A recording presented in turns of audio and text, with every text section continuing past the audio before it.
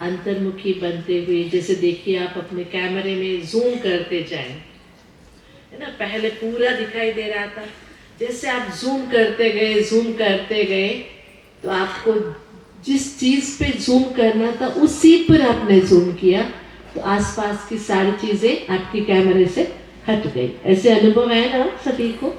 बस हम भी क्या किए, पहले स्थूल दृष्टि से इन आंखों से सामने वाले को देख रहे थे, फिर हमने इन आंखों के बदले अंदर की आत्मिक दृष्टि से जूम करना शुरू किया। समझा कैसे हमारी दृष्टि बदलती जाती है। पहले स्थूल दृष्टि से देखा, हाँ इन्होंने शॉल पहना है, इन्होंने ऐसे है, ये ऐसे है, बाल है, ये है। फिर हम जूम करते गए अपने दृष्टि को जूम करते गए। कहाँ पर हमने अपने दृष्टि को जूम करके टिकाया? वह आत्मा पर। तो सारी आसपास की चीजें क्या हो गई? ब्लर, कुछ नहीं। फोकस कहाँ हो गया? जहां पर मुझे फोकस करना था। बहुत सुंदर अभ्यास है, बहुत सुंदर। और इसी अभ्यास को आगे बढ़ाना है। यही बीज स्वरूप अनुभव है। जब इस अभ्यास में हम टिकते हैं ना, तभी हम बाबा के साथ भी अपना संबंध अच्छी तरह से बना सकते हैं। बीच बीच में भट्टियां जब हम करते हैं तो बार बार यही अभ्यास कराते, लाइन में खड़ा हो जाओ और सभी को आत्म स्वमान बोलते जाओ। स्वमान बोलते जाते हैं तो सामने वाले को स्वमान की दृष्टि से देखना भी पड़ता है, तो स्वमान बढ़ता जाएगा। इसके लिए मैंने कहा बाबा से बातें करना भी, साथ में अपने आप से बातें करना भी। और मुझे किस पर फोकस करना है बताइए, मुझे किस पर फोकस? आप और मेरे आपस में क्या रिश्ते हैं? किसके कारण रिश्ते हैं?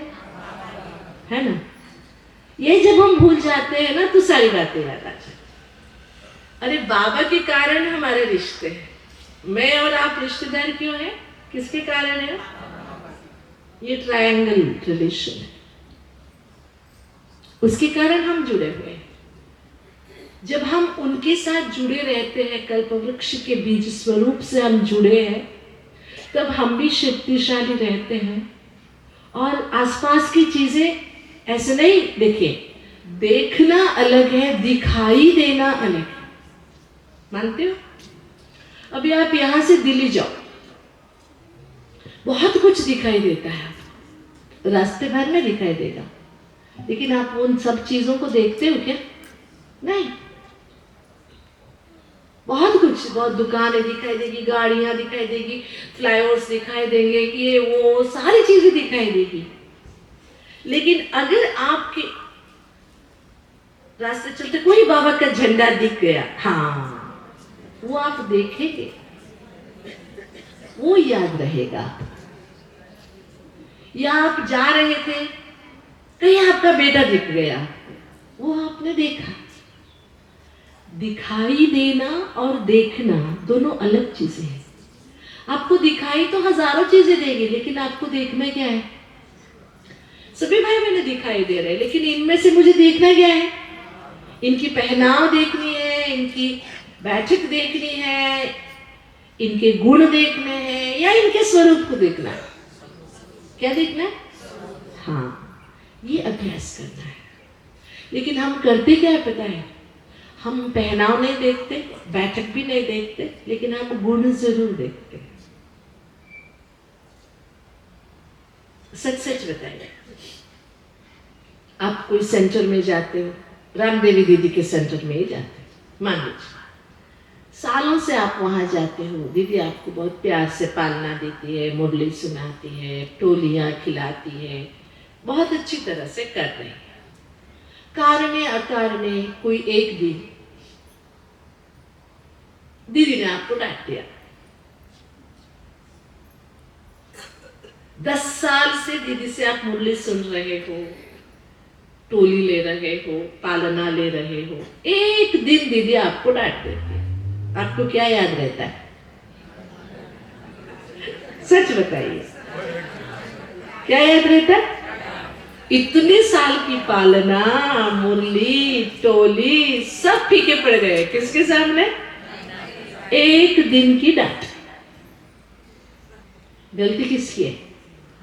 डांटने वाले की है या याद रखने वाले की है? समझ में आया? हम क्या पकड़ते हैं, क्या पकड़ते हैं हम? तो सुधरना किसको है?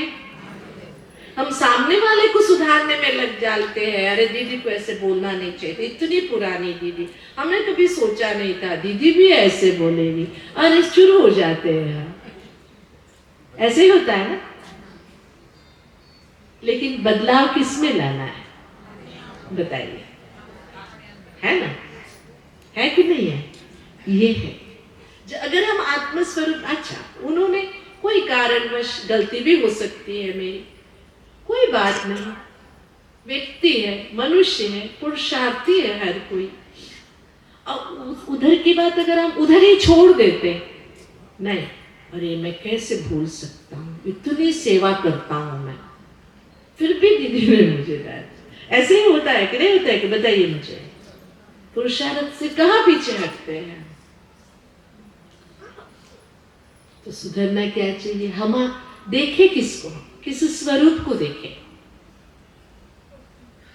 तत्कालिक स्वरूप को देखे या शाश्वत स्वरूप को? किसे देखना है हमें?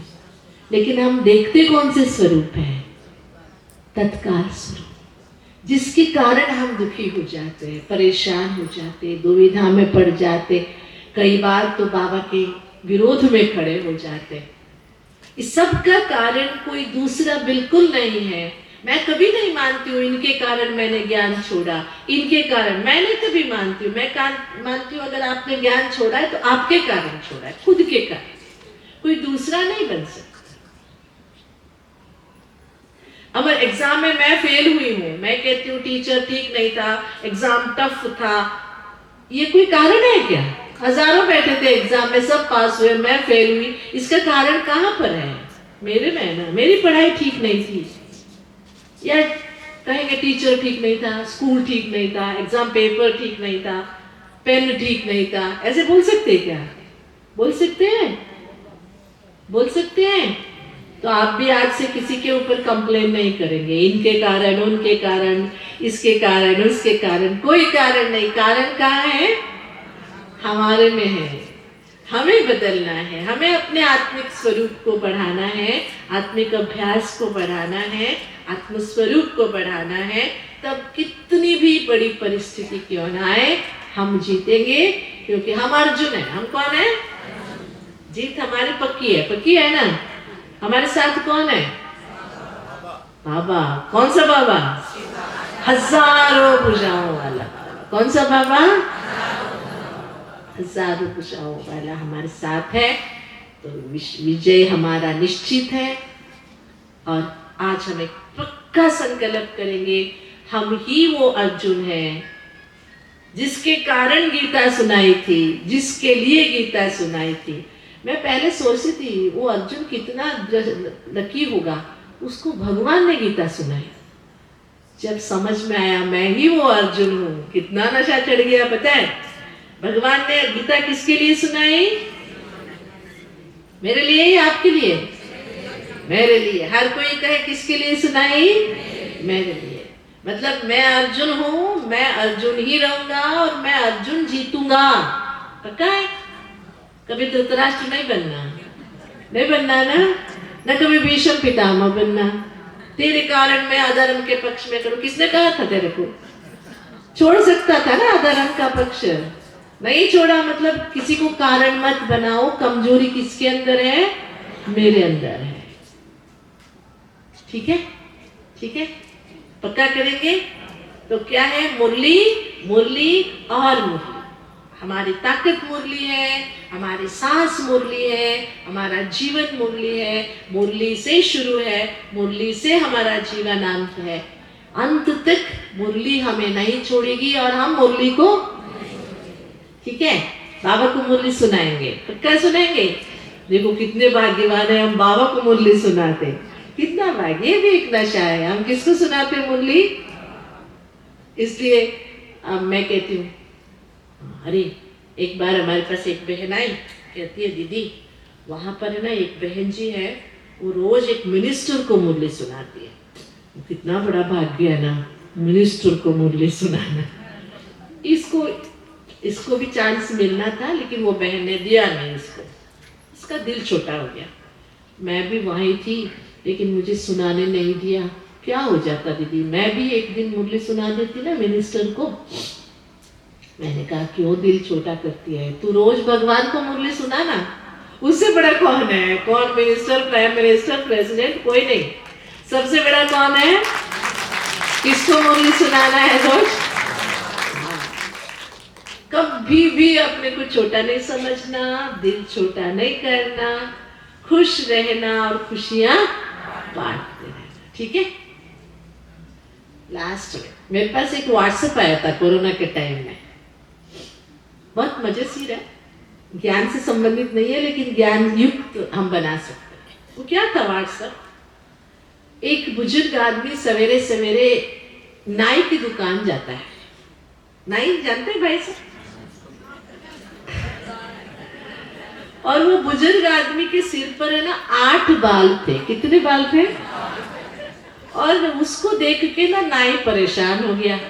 सवेरे सवेरे ऐसा गिराकी, ऐसा ग्राहक, परेशान होके गुस्से में पूछा मैं क्या करूं, इसको गिनती करूं या काटूं? गुस्से में वो बुजुर्ग क्या बोला पता है? मुस्कुराते हुए बोला भाई दोनों काम मत कर, जितने बाल है ना उसको रंग लगा दे। कितने बाल थे? और उसने क्या करने को बोला? रंग लगा दे। मैसेज क्या था उसका? Enjoy the life as it is. जीवन जैसा भी है उसी में खुश रहिए। ये नहीं मिला, वो नहीं मिला, ऐसा होता तो अच्छा, ऐसा होता तो अच्छा, जो मिला है ना बहुत अच्छा। खुश रहो, खुशियां बांटते रहो। जो भगवान ने तेरे थाली में परोस के दिया है ना, ये बहुत बढ़िया है, ठीक है। खुश रहेंगे, दूसरों की थाली नापो नहीं, और देखे दिल छोटा मत करना। जो मेरे भाग्य में भगवान ने दिया है सबसे अच्छा दिया है, ठीक है। खुश रहेंगे, खुश रहेंगे, खुशी बांटेंगे और स्थिति अच्छी बनाएंगे। बाबा को याद करते हैं, धन्यवाद करते हैं बाबा।